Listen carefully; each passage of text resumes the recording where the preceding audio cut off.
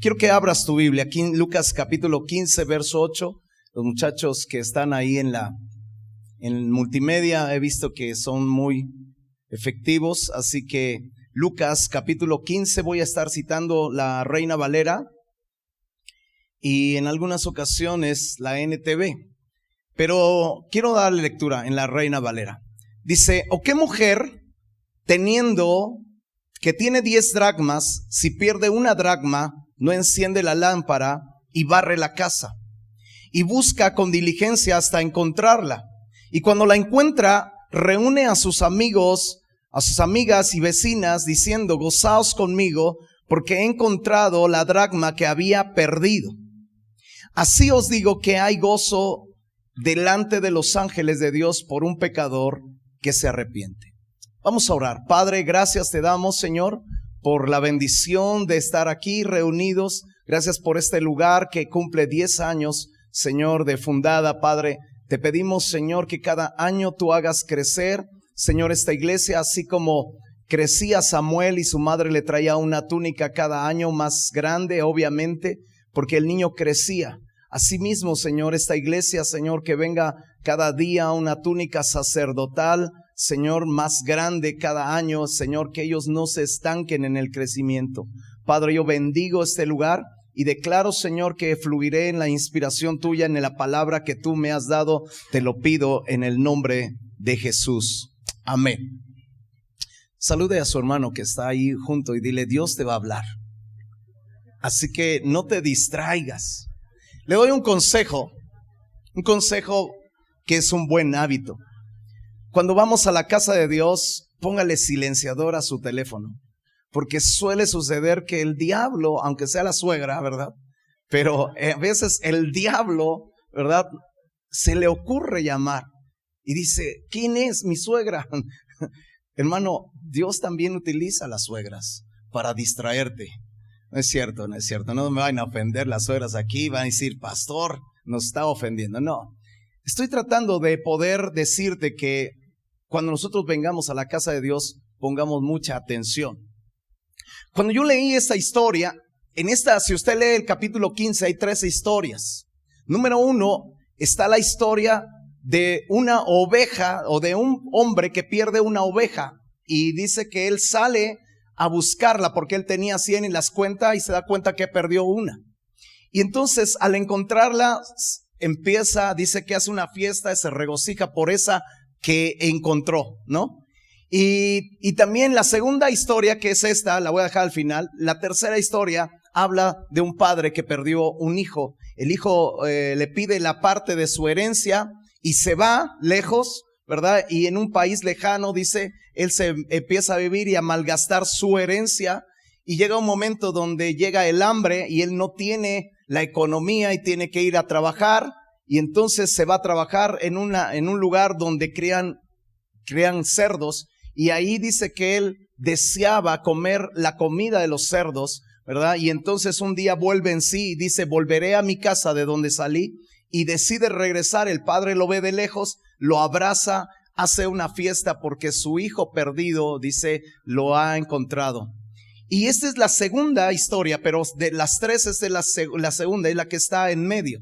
Esta mujer pierde un dracma. Ella tenía 10 y pierde uno. Y me llamó la atención porque son 10 años en este lugar. Y muchas veces cuando yo veo los números en la Biblia, encuentro qué significará, por qué 10 dracmas. Y bueno, la historia o las costumbres del tiempo judío hablaban acerca de que era como una dote que un padre de familia le daba a una hija y le hacía un collar donde ella colgaba las 10 dracmas. Pero un día, quizá al quitársela, al contarlas, ella la podía colgar en su cuello o la podía guardar. Pero un día ella cuenta sus dracmas y se da cuenta que ha perdido una.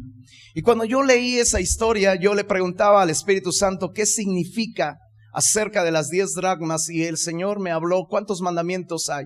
Hay 10. ¿Cuál es el que se ha perdido? Y yo dije: Señor, es difícil en este tiempo ver todas las cosas, todos los mandamientos que muchas veces hemos olvidado, pero dime uno. Y entonces fui por el más importante. el amar a Dios. El primer mandamiento, le preguntaron a Jesús, ¿cuál es el primer mandamiento? Y el Señor respondió y dijo, el primer mandamiento es amarás al Señor tu Dios de todo tu corazón, de toda tu alma, de toda tu mente y con todas tus fuerzas. Y cuando yo oí eso, yo pienso que muchas veces el amor de Dios se ha estado enfriando. Mateo 24:12 dice que en los últimos tiempos se aumentaría la maldad y por haberse multiplicado la maldad, el amor de muchos se enfriará.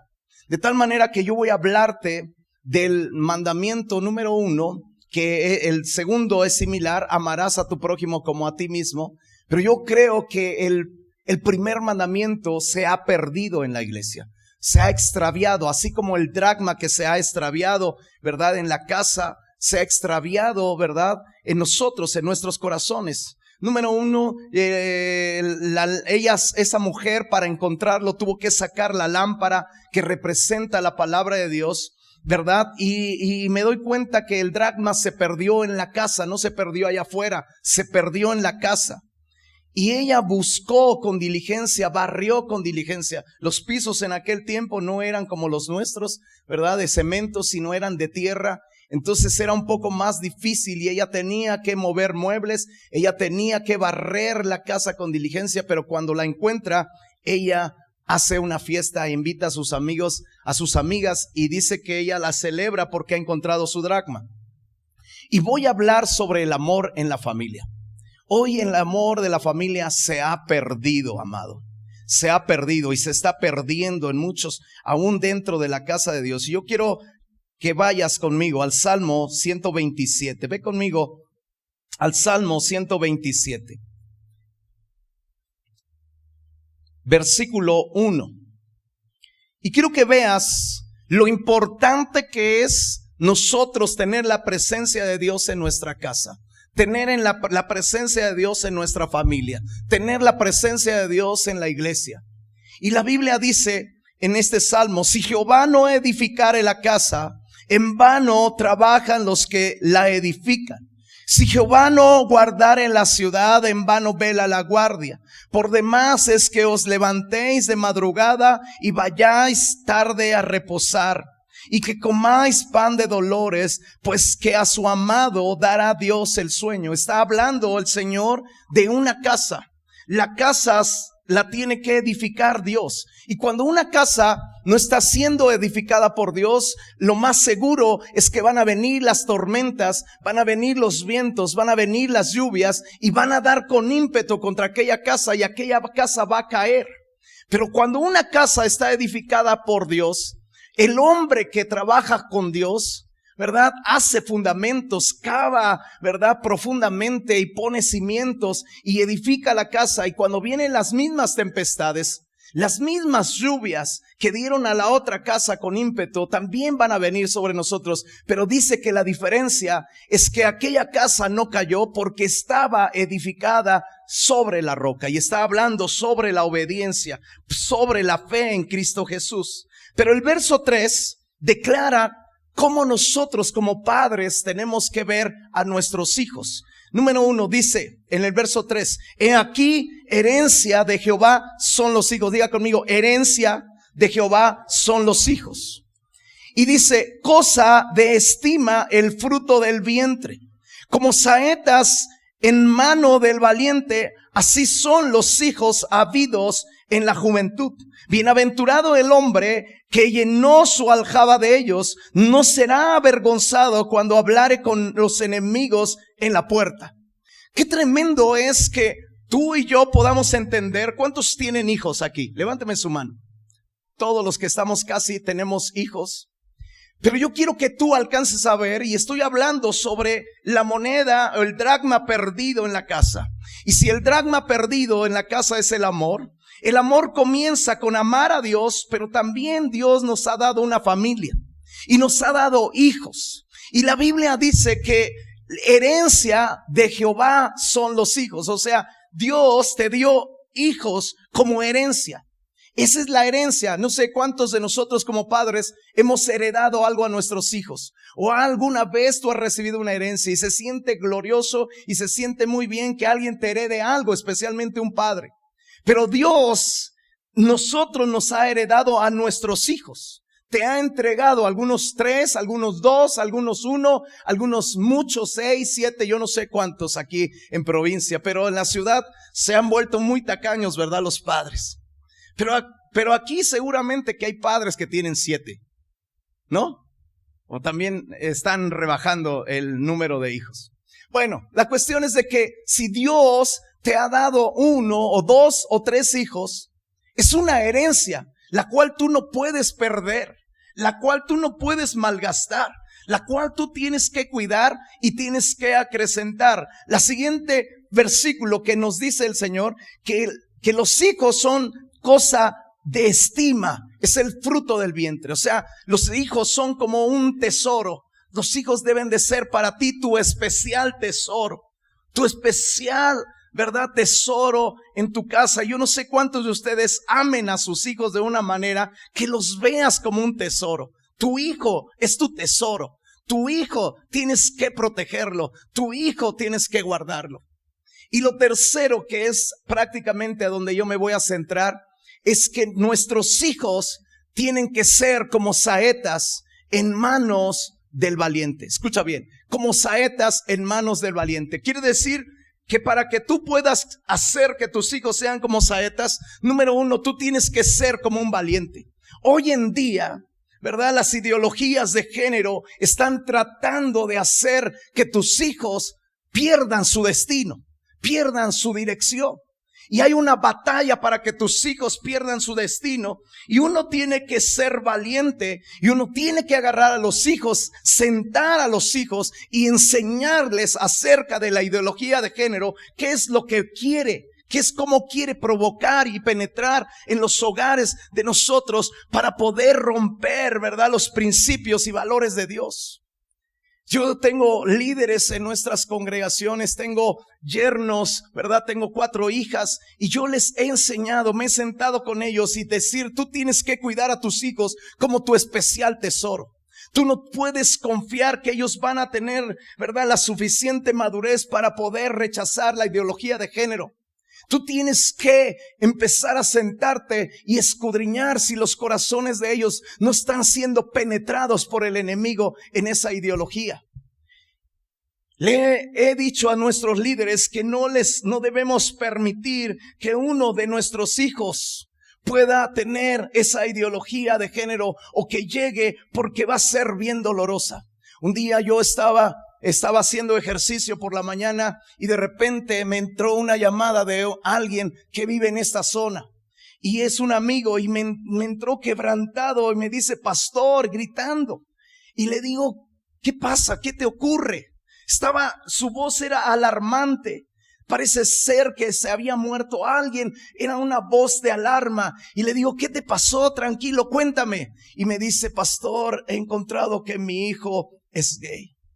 Tengo un dolor en mi corazón. Y empezamos a platicar y llegamos a una conclusión. El padre descuidó a su hijo, le dio a temprana edad un celular. El hijo se metió en redes sociales y encontró personas, ¿verdad?, que están al acecho buscando a jovencitos sin identidad, y lo tomó y penetró su mente, su corazón, y ahora su hijo le confesó, ahora tengo un amante, un hombre que es mi amante, y parece ser, dice, yo encuentro que no es un joven del otro lado, es como un cártel, que es gente adulta que los quiere pervertir a nuestros hijos. Es doloroso, pero la Biblia dice que tu hijo tiene que ser como una saeta.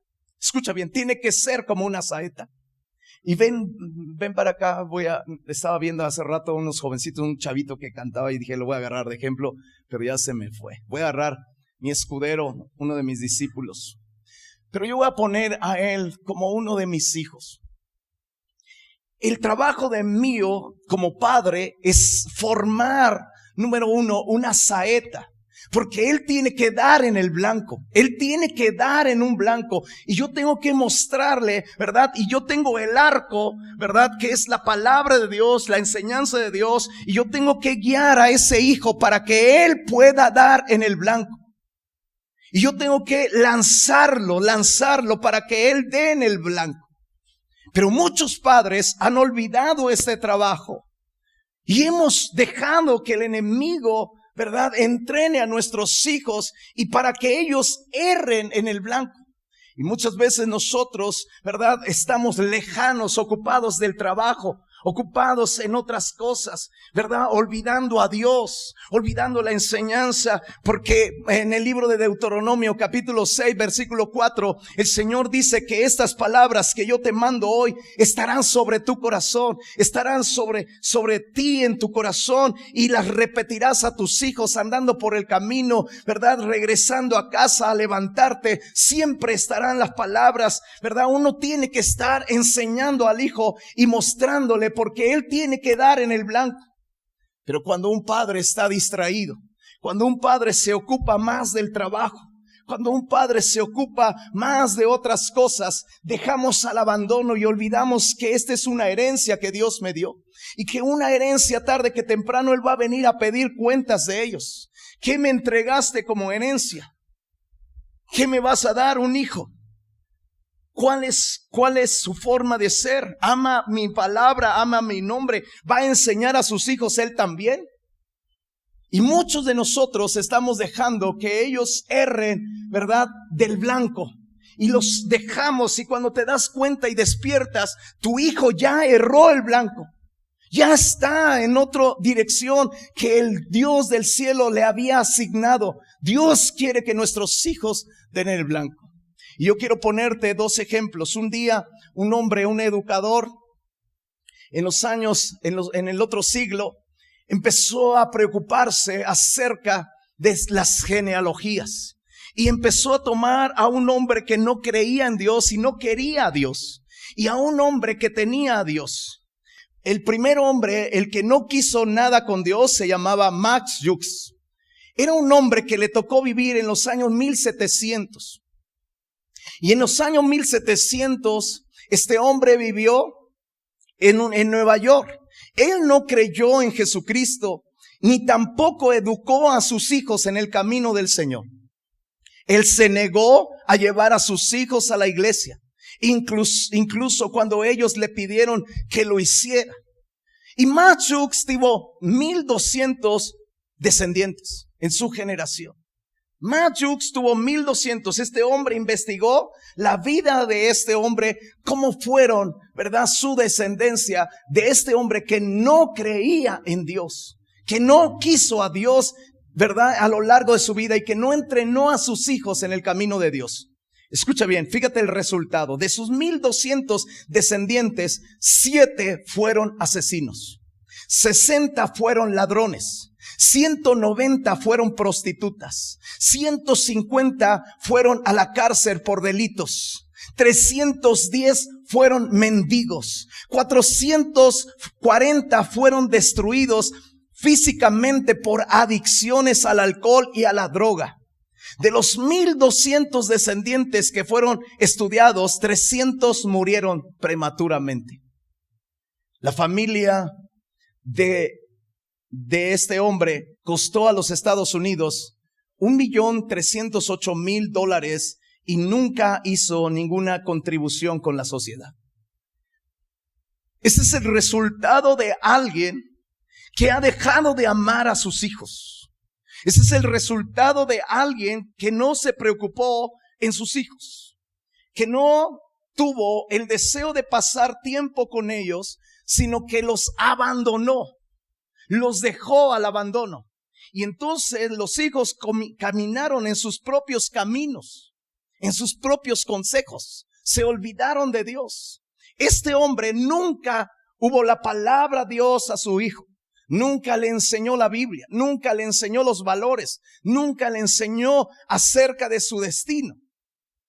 Y te voy a repetir la estadística. 7 fueron asesinos, 60 fueron ladrones, 190 fueron prostitutas, 150 fueron a la cárcel por delitos, 310 fueron mendigos, 440 fueron destruidos físicamente por adicciones al alcohol y a la droga. De los 1200 descendientes que fueron estudiados, 300 murieron prematuramente. ¡Wow! Si a ti no te espanta esta estadística, yo digo, Señor, ayúdanos a cuidar a nuestros hijos. El amor de Dios se ha acabado, se está desapareciendo en los hogares. Hoy vemos a nuestros hijos como animalitos, como si no tuvieran ellos un destino en Dios. Pero cuando hay hombres, el siguiente hombre que estudió este hombre fue Jonathan Edwards. Jonathan Edwards nació casi en el mismo tiempo que Max Jukes. En 1703, 3 años solamente de diferencia le llevaba Max Jukes. Dice, también vivió en Nueva York, por si alguien piensa, es que las épocas son diferentes. Cuando yo crío a mis hijos en los años 1700 o en los años 1900 o en los años 2000 y pico, entonces hay una diferencia de maldad. No, los dos estudios fueron casi en el mismo tiempo. 1703 nació Jonathan Edwards y también vivió en Nueva York. En la misma época que Jukes fue un predicador puritano. En los 1700, él era uno de los predicadores más respetados de sus días. Ingresó a la Universidad de Yale cuando él tenía tan solo 13 años. O sea, imagínate el grado de conocimiento que a los 13 años alcanzó la universidad. A los 13 años lo admitieron en la universidad. Más tarde se convirtió en el presidente de la Universidad de Princeton. Se casó en 1727 con su esposa Sara, una mujer también que amaba a Dios. ¿Qué tan importante es que tú te cases con una mujer que ama a Dios? Varón, te estoy hablando a ti.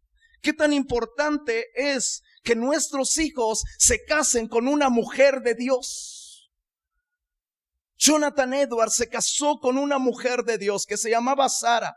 Ellos fueron bendecidos con 11 hijos. Y cada noche cuando el señor Edwards regresaba al hogar, pasaba 1 hora conversando con su hijo.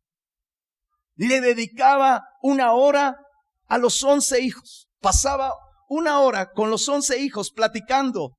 Aunque llegaba cansado y aunque tenía una universidad, trabajaba en una universidad, él era el presidente y yo creo que había mucho desgaste en él. Él no olvidaba su responsabilidad como padre, sino que él llegaba con sus hijos, se sentaba con ellos y platicaba con ellos, les dedicaba tiempo. Padres, ¿estamos dedicando tiempo a nuestros hijos? Dice que también luego de orar, luego de pasar tiempo conversando con su familia, y luego dice que oraba una bendición sobre cada uno de ellos, desde el mayor hasta el menor. Él oraba todos los días por uno de sus hijos. Él los bendecía. Él declaraba proféticamente hacia dónde iban sus hijos. Él les hablaba proféticamente hacia dónde ellos tendrían que cumplir su destino. Como resultado de estos hábitos que Jonathan Edwards tenía con su familia, con sus hijos, dice el estudio que uno fue vicepresidente. Escucha bien. Un descendiente de Jonathan Edwards fue vicepresidente de los Estados Unidos. Otro fue decano de una facultad de Derecho. Uno fue decano de la facultad de Medicina. 3 fueron senadores de los Estados Unidos. 3 fueron gobernadores de los Estados Unidos. 3 fueron alcaldes de los Estados Unidos. 13 fueron presidentes universitarios. 30 fueron jueces. 60 fueron médicos, 65 fueron profesores, 75 fueron oficiales militares, 80 fueron funcionarios públicos, 100 fueron abogados, 100 fueron clérigos y 285 terminaron su carrera. ¡Wow! Es una diferencia. Cuando yo leo esas estadísticas, yo enseño a mis hijas, ¿verdad?, a que ellos puedan cuidar de su máximo tesoro que son sus hijos. Mis hijas terminaron su carrera. Todas ellas terminaron su carrera. Una vez escuché a una mujer ya casada decir: pastor, dele un consejo, dice el esposo, dele un consejo a mi esposa porque todo el tiempo ella me está reclamando que ella terminó una carrera de licenciatura. Ella no sé cuántos títulos tenía en la licenciatura Dice, y ella llevaba ya muchos años en el hogar cuidando a sus hijos, desperdiciando la carrera. Y yo me acuerdo que Dios en ese momento me dio una palabra acerca que si alguien quería ser discípulo de Jesús, dice, y no renuncia a todo lo que posee, no puede ser mi discípulo. Un discípulo tiene más valor que una carrera. Porque quizá tú como mujer terminaste tu carrera, pero tienes tus hijos y tus hijos valen mucho más que una carrera. Tus hijos valen mucho más. El que tú te dediques a tu hogar, cuidando, formando tus saetas, trabajando en ellas para darles el peso correcto, para que ellas no se rompan, ¿verdad? Sino que den exactamente en el blanco que Dios les llamó a hacer. Una ocasión vi a mi nieto. A veces nosotros no tenemos visión para saber desde un principio cuál va a ser la función o cuál va a ser el destino de nuestros hijos. Porque el padre es el que da destino. Entonces una ocasión yo vi a mi nieto, el primogénito de mis nietos, hombre. Y cuando yo lo veo, siempre que veía unas llaves, tomaba las llaves, inmediatamente iba a alguna puerta y quería meter las llaves en una cerradura y empezaba a probar una por una hasta que hallaba la llave correcta para abrir esa puerta. Y lo empecé a notar que todo el tiempo estaba teniendo llaves y queriendo abrir puertas. Y yo le dije a su mamá, tienes que instruir a tu hijo porque tu hijo va a ser un abridor de brechas. Va a ser un abridor de puertas. Por él se van a abrir puertas, quizá en el gobierno, quizá por él se abran puertas financieras, quizá por él se abran puertas en muchas áreas, pero él va a tener una unción de abrir puertas. A veces cuando no pasas tiempo con tus hijos, tú no entiendes acerca del destino que Dios les ha encargado, pero tus hijos no pueden errar en el blanco. Tus hijos nacieron no por casualidad, Dios te los dio como una herencia y tu deber es que ellos puedan dar en el blanco. ¿Cuántos dicen amén? Dale un aplauso al Señor.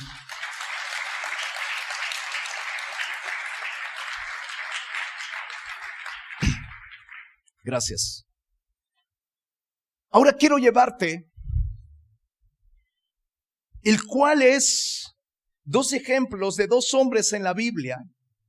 ¿Y cuál es la diferencia? ¿Por qué nosotros muchas veces no estamos produciendo hijos que den en el blanco? Y cuando estoy diciendo que den en el blanco es decir que nuestros hijos son fructíferos para bendecir nuestra nación. Hoy tenemos una gran maldad en toda la tierra de México y en todas las naciones, porque los padres han olvidado su trabajo. Pero nosotros como hijos de Dios y como iglesia de Jesucristo, nosotros tenemos que vivir en esta tierra con el conocimiento de Dios, enseñando a nuestros hijos el conocimiento de Dios para que ellos no erren en el blanco. Y yo al estar estudiando, Dios me llevó, ve conmigo al primer libro de Samuel, ve conmigo al primer libro de Samuel, capítulo 7. ¿Qué es lo que hace que nuestros hijos den en el blanco? Cuando la presencia de Dios es honrada en casa. Cuando nosotros le enseñamos que la presencia de Dios no está solamente en la iglesia, no es algo ficticio, no es solamente algo de imaginación, ¿verdad? Sino que la presencia de Dios es algo real. Primer libro de Samuel, capítulo 7. El contexto de este capítulo está en el capítulo 6 y los capítulos anteriores, donde el arca de Dios, que era el símbolo máximo de la nación de Israel, había sido cautivo, ¿verdad? Llevado cautivo por los filisteos. Y la Biblia nos enseña que los filisteos la llevaron a su templo de Dagón y ahí la pusieron como un trofeo. Pero cuando ellos se la dejaron, al otro día que ellos volvieron, el Dagón, el ídolo de Dagón, cayó al piso postrado frente al arca.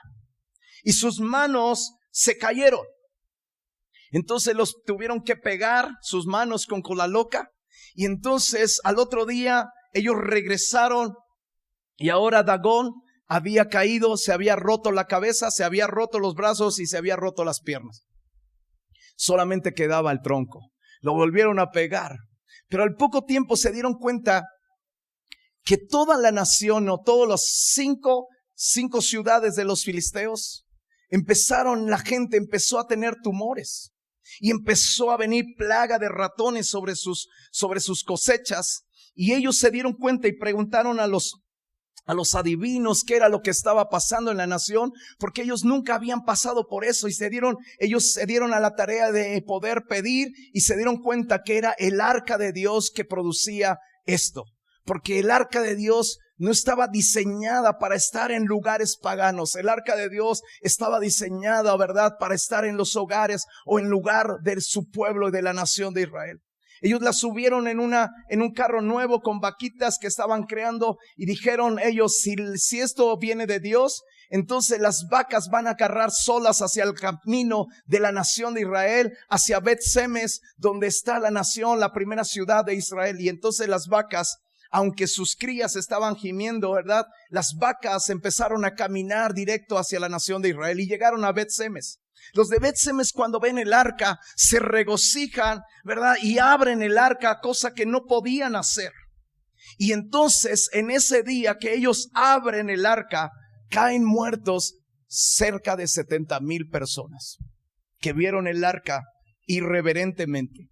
Ellos no quisieron el arca y la llevaron con una ciudad que se llama Kiriat Jearim. Y llevaron el arca y la pusieron, ¿verdad?, allí. Y ellos tuvieron temor y la llevaron a la casa de un sacerdote que se llamaba Abinadab. Ese es el contexto.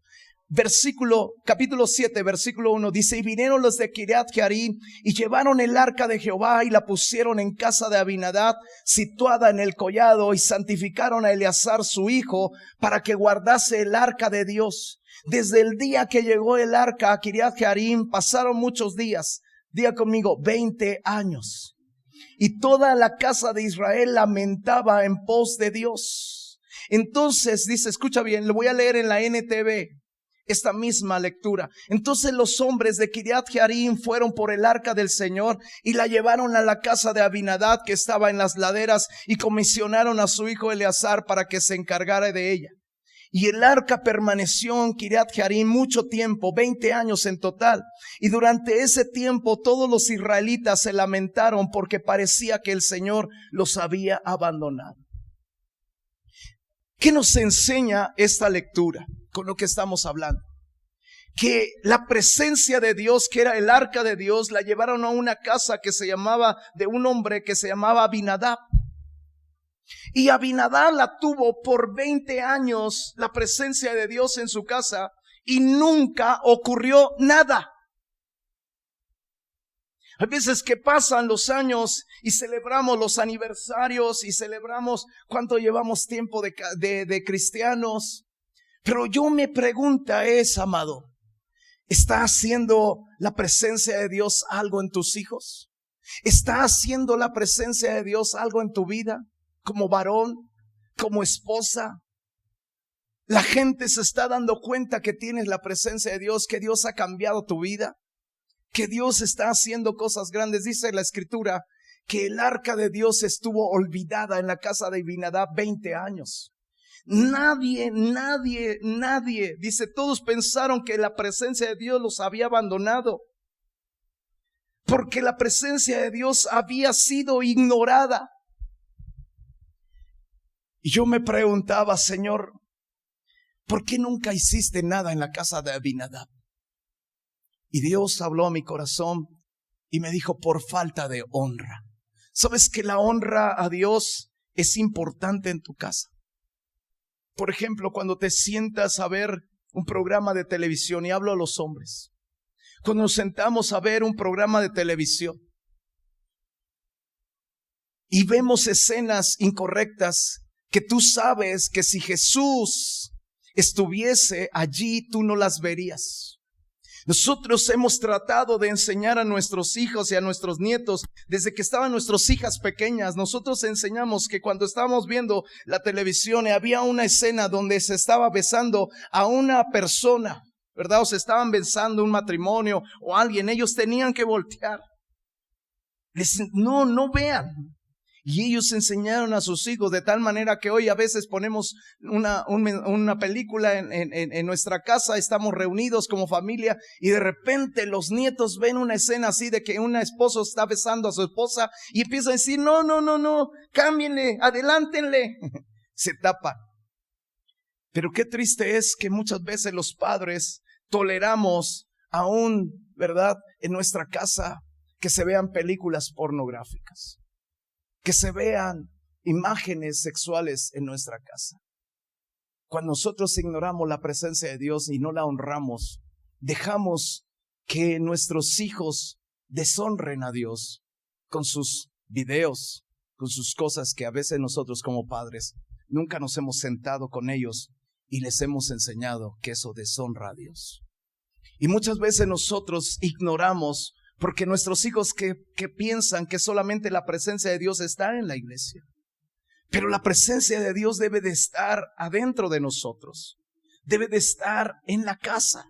Debe de haber una atmósfera de Dios en nuestra casa. Esto sucedió con este hombre que se llamaba Abinadab. No había la honra debida a su nombre. No había la honra. Después se levantó el rey Saúl, gobernó sobre la nación 40 años y se cree que el arca de Dios estuvo en la casa de Abinadab 60 años y nunca sucedió nada. Nunca se oyó de un milagro, nunca se oyó de algo sobrenatural.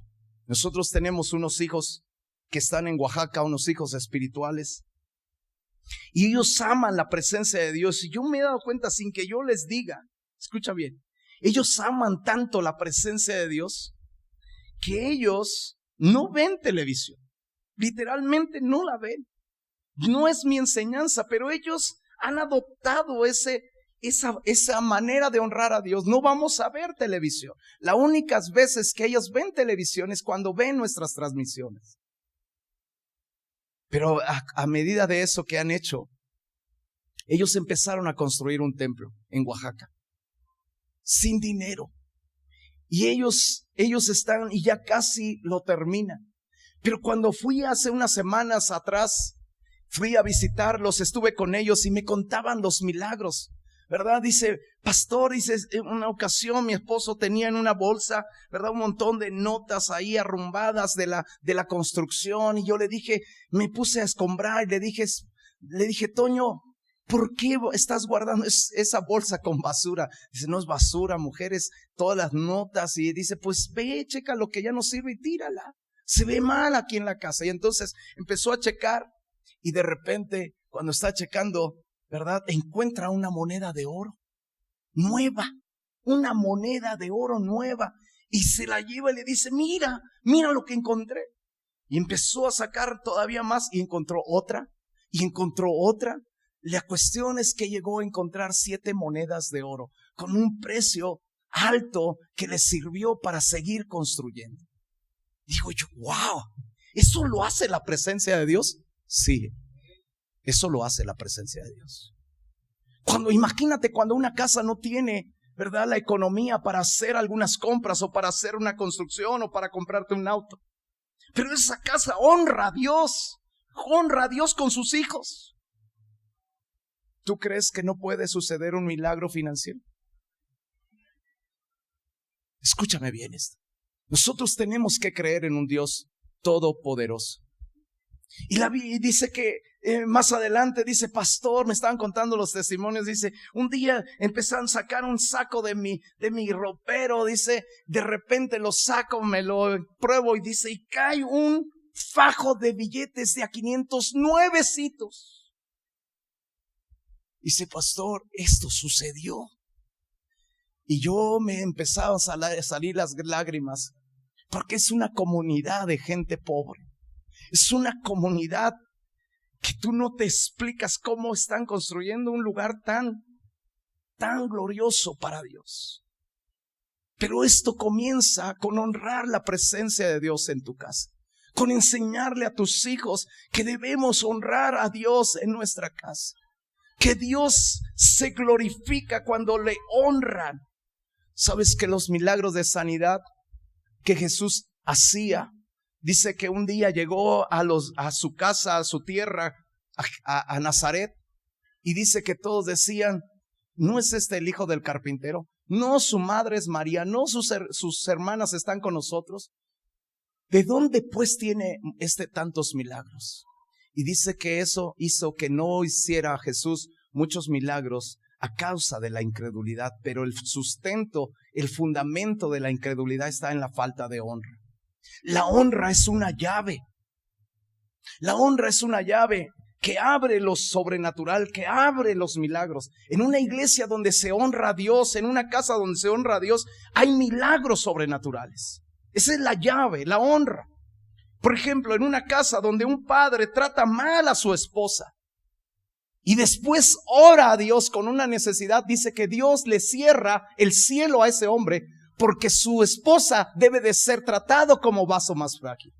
Y la honra, ¿verdad?, a una esposa es la llave para que tus oraciones sean escuchadas. Y muchas veces el esposo trata a la esposa mal.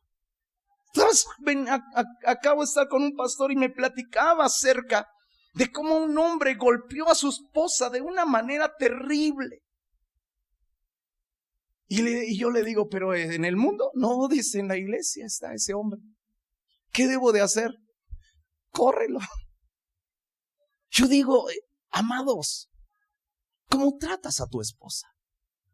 Eso también honra a tu casa. Eso también honra más bien honra a Dios, tu trato con tu esposa. Un hijo, ¿cómo trata a sus padres? ¿Los honras, hijo? Jóvenes, honra a tus padres, porque la honra es una llave de larga vida. Dice que cuando un hijo honra a sus padres, es el primer mandamiento con promesa. Dice: porque el que honra a su padre y a su madre tendrá una vida larga y será bendecido en su vida.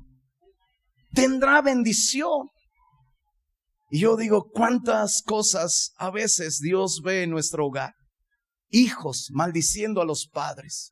Hijos no obedeciendo a los padres. Siendo rebeldes a los padres. Y por eso encontramos muchos jóvenes muriendo a corta edad.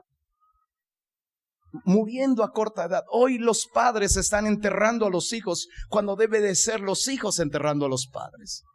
Pero estos no quieren honrar a sus padres. La honra se está perdiendo en el hogar. La honra es una llave. Y voy a ir terminando. Voy a llevarte al segundo hombre que supo cómo honrar la presencia de Dios. Ve conmigo al primer libro de Crónicas. Sí, hija, ¿me ayudas con el teclado? Primer libro de Crónicas, capítulo 13, versículo 5.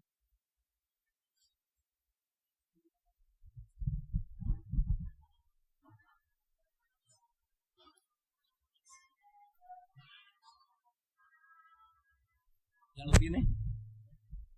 Dice así: entonces David reunió a todo Israel desde Sior de Egipto hasta la entrada de Hamat para que trajesen el arca de Dios de Kiriat Jearim.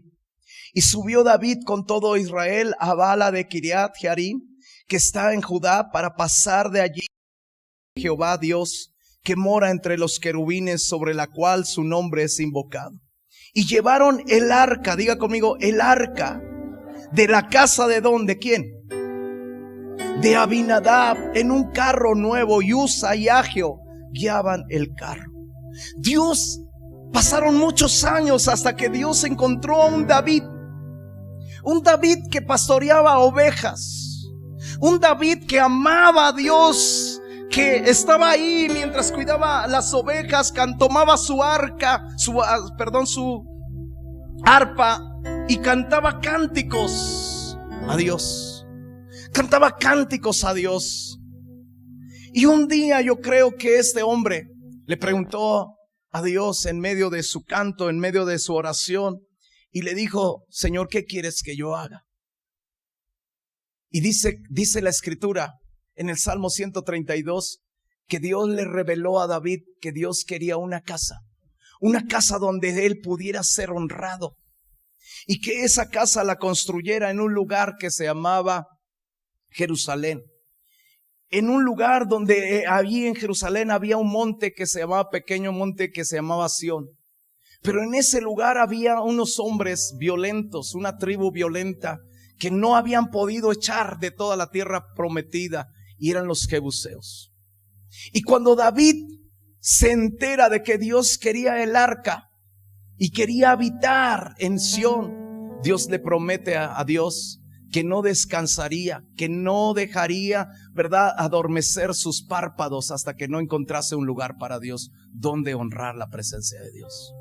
Y ese hombre se enamoró tanto que cuando Dios le permitió destruir el gigante, tomó la cabeza del gigante y se la llevó a Jerusalén y se la enseñó a los filisteos prácticamente, a los jebuseos, y les dijo: miren, la cabeza de este gigante, así voy a hacer con ustedes porque mi padre quiere una casa ahí. Y se las dejó enterradas. Y escucha bien esto. Pasaron muchos años después. David llegó a tener 30 años y lo ungieron como rey sobre Israel. Y estando en Israel como rey, él no se preocupó de otra cosa, no se preocupó de celebrar, no se preocupó como Saúl de hacerse monumentos, sino que él tenía un deseo, un anhelo: meter la presencia de Dios en Jerusalén. Y dice que la trajo, consultó a todos los jefes de Israel y les dijo: traigamos el arca de la casa de Abinadab a Jerusalén, porque la hemos dejado, no la hemos tomado en cuenta. Y la escritura enseña que ellos empezaron a traer el arca en un carro nuevo, a una manera equivocada, y Usa y Agio guiaban el carro. Y de repente dice la escritura en el verso 9, dice: pero cuando llegaron a la era de Kidón, Usa extendió su mano al arca para sostenerla, porque los bueyes tropezaban, y el furor de Jehová se encendió contra Usa y lo hirió, porque extendió su mano al arca y murió allí delante de Dios. David tuvo pesar porque Jehová había quebrantado a Usa, por lo que llamó a aquel lugar Pérez Usa hasta hoy. Y David temió a Dios aquel día y dijo: ¿cómo he de traer a mi casa el arca de Dios? Un hijo murió de Abinadab, un hijo que se llamaba Usa, murió al querer tocar indignamente el arca de Dios. Y yo me pregunto, ¿cuántos hijos están muriendo porque ellos no honraron a Dios? No tuvieron un padre que se sentó con ellos y les enseñó a honrar a Dios. Yo tengo una de mis hermanas, les voy a platicar un testimonio. Ya ni pregunté cuánto tiempo tenía, ¿verdad? Pero ya voy a terminar, pastor, para que cuando me invite, a veces tomo carrera larga. Fui a una iglesia y veía que me dieron 30 minutos. Dije: 30 minutos, apenas doy la introducción. Me trajeron tan lejos para 30 minutos. Voy a continuar con el testimonio. Fuimos en nuestra familia 9 hermanos, yo soy el mayor. Y un día me di cuenta que mis hermanos se estaban perdiendo. Y yo los llamé a todos y los senté y les dije: yo siento una preocupación por sus vidas, porque yo siento que ustedes se están perdiendo y están perdiendo a sus hijos. Nosotros ya no tenemos padre, mis padres murieron hace varios años. Y entonces les empecé a hablar que ellos habían descuidado a sus hijos, que yo no veía a sus hijos ni buscando a Dios ni en una iglesia. Entonces mi hermana, una de las mujeres mayores, empezó a llorar y empezó a contarme. Me dijo: José, perdóname, dice, porque no te he visto como un pastor, te he visto como mi hermano. Dice: pero mi hijo está metido en drogas. Mi hijo está internado en un centro de readaptación. Dice: ayúdame. Y le dije: yo te quiero ayudar. Le digo: cuando salga, empieza a traerlo a la iglesia y vamos a platicar con él para motivarlo y que él pueda ser transformado aquí en la casa de Dios. Y entonces el chico vino 1 domingo, 2 domingos, Y en el tercer domingo, me acuerdo yo que estaba yo subiendo, tengo 3 reuniones en en la iglesia, y terminamos la primera y tenemos que subir a desayunar rápidamente todo el staff. Y nos subimos y iba yo subiendo para entrar en el lugar donde desayunamos, y de repente me alcanza un joven y me dice: pastor, dice, su sobrino se acaba de matar. Y le digo: ¿cuál sobrino? Inmediatamente empiezo a ver las imágenes de todos mis sobrinos. Dije: ¿quién sería? Y me dicen: Armando. Y en ese momento yo supe que era el joven que estaba saliendo de las drogas. Y entonces empecé a ser quebrantado. Empecé a preguntar por mi hermana. Mi hermana acababa de salir para ir a donde estaba el cuerpo. Y mi esposa y yo salimos inmediatamente. Nos llegamos hasta ese lugar. Y vi a mi hermana quebrantada por ver a su hijo muerto. Y cada rato se desmayaba y andábamos atrás de ella cuidándola. Yo empecé a ver el dolor de una madre que perdió a su hijo, porque un esposo abandonó el hogar, se divorció de mi hermana. Los hijos crecieron dolidos por el esposo que abandonó el hogar, los dejó solos, perdió de vista su herencia, perdió de vista su tesoro, y este hijo lo tomó las drogas. Y mi hermana estaba destruida. Y me platicó y me dijo: José, él me prometió que iba a venir a la iglesia. Le dije: hijo, no llegues tarde el sábado. Dijo: no, madre, voy a llegar temprano. Pero el chico lo agarraron los amigos, se subió a un BMW, lo manejó a 240 kilómetros por hora y se estrelló y se quitó la vida. Cuando estábamos en el sepelio, estaban bajando su caja, estaba un quebranto de toda la familia, y de repente a lo lejos veo al padre empezar a venir, llegando exactamente en el momento que están bajando el cuerpo. Y cuando él llega, está quebrantado, me le acerco, pongo mi mano sobre él, le digo: a ese joven le faltó un padre. A ese joven le faltó un padre que le enseñase, un padre que platicara con él, un padre que le mostrara su amor. Mi sobrino murió. Y yo te digo una cosa, amigos, hermanos, quizá uno de tus hijos se está perdiendo y no lo has visto. No te has puesto a pensar que estás perdiendo tu herencia. Quizá uno de tus hijos pueda morir porque lo has abandonado. Quizá aquí hay un matrimonio que está tocando el tema divorcio.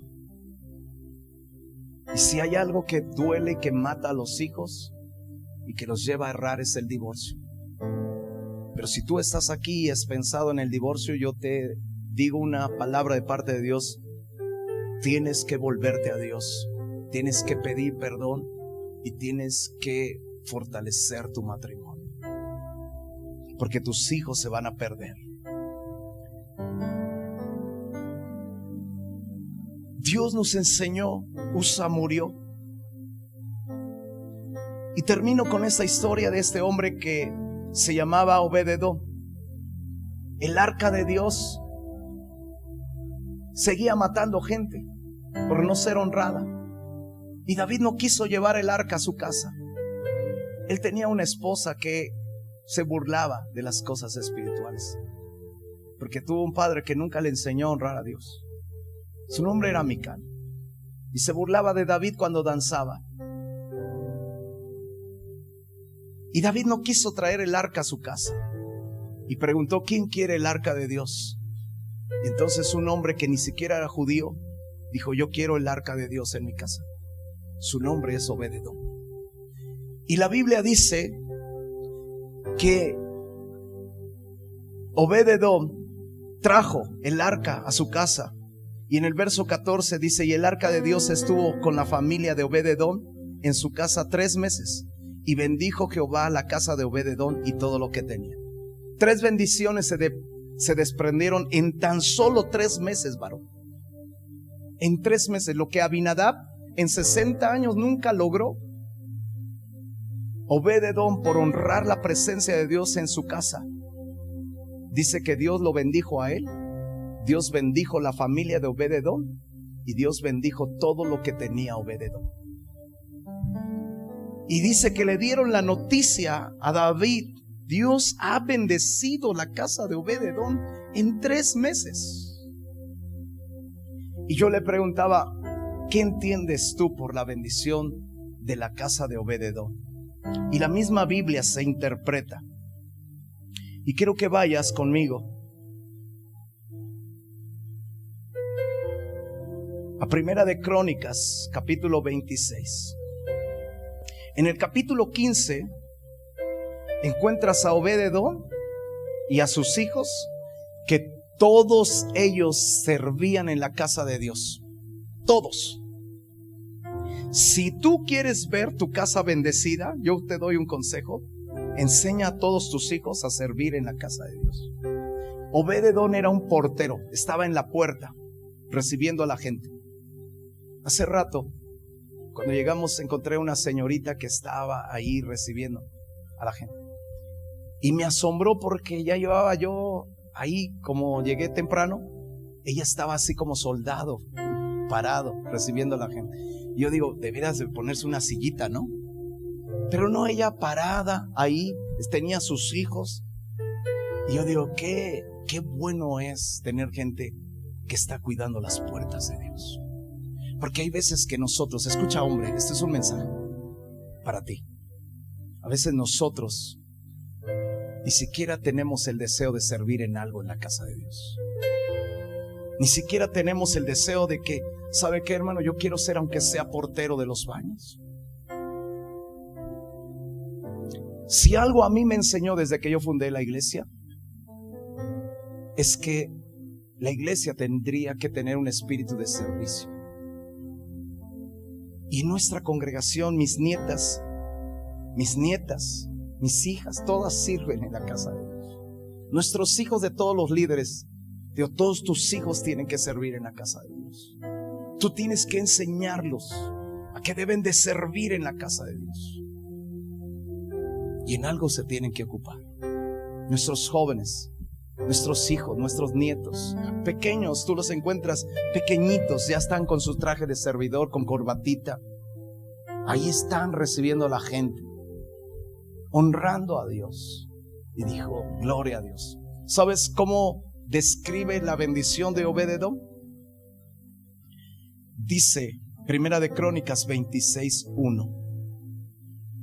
También fueron distribuidos los porteros de los cohetitas, Meselamías, hijo de Coré, de los hijos de Asaf. Versículo 2, los hijos de Meselamías: Zacarías el primogénito, Jediel el segundo, Zebadías el tercero, Jadniel el cuarto, Elam el quinto, Jonatán el sexto, Elionai el séptimo. Los hijos de Obed-edom: Semaías el primogénito, Josabad el segundo, Joab el tercero, el cuarto Sacar, el quinto Natanael, el sexto Amiel, el séptimo Isacar, el octavo Peultaí, porque Dios, ¿qué dice? Había bendecido a Obed-edom. Dice, también Semaías, su hijo, nacieron hijos y fueron señores sobre la casa de sus padres, porque eran varones valerosos, esforzados. Los hijos de Semaías: Ovni, Rafael, Obías. Estaba hablando ya de los nietos de Obed-edom. Sus hermanos esforzados, asimismo Eliú, Semaquías. Todos estos de los hijos de Obed-edom, ellos con sus hijos y sus hermanos, hombres robustos, fuertes para el servicio. 62 de Obed-edom. Wow. 62 de sus hijos y sus nietos estaban sirviendo en la casa de Dios, porque Dios había bendecido la casa de Obed-edom. Yo hace rato le decía, dale un fuerte aplauso al Señor.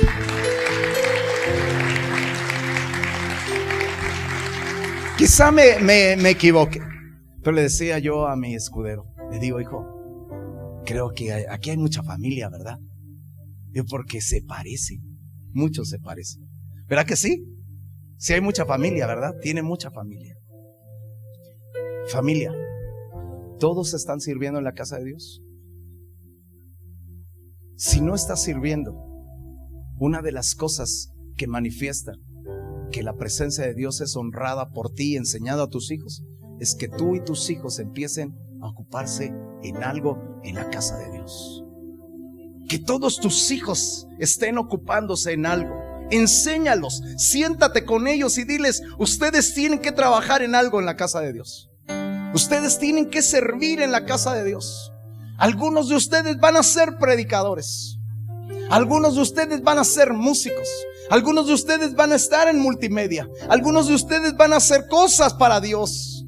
Algunos van a ser evangelistas. Algunos van a ser profetas. Algunos van a ser apóstoles. Pero tú les tienes que dar el diseño de Dios.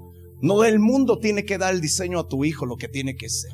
Tú te tienes que sentar con tus hijos y darles el diseño de Dios. El diseño de Dios. Tú tienes que pasar tiempo con tus hijos. Tú tienes que disciplinar a tus hijos y tienes que formarles el carácter. ¿Y sabes cómo se hace? Cuando nos ven orar. Padre, ¿te ven orar? ¿Te ven orar en secreto que su padre está enfrentando las situaciones adversas en un cuarto secreto orando y se oye su voz clamando, gimiendo a Dios? ¿O ellos solamente ven a alguien que va a la iglesia, que ni siquiera usa Biblia y que nunca se sienta a leerla?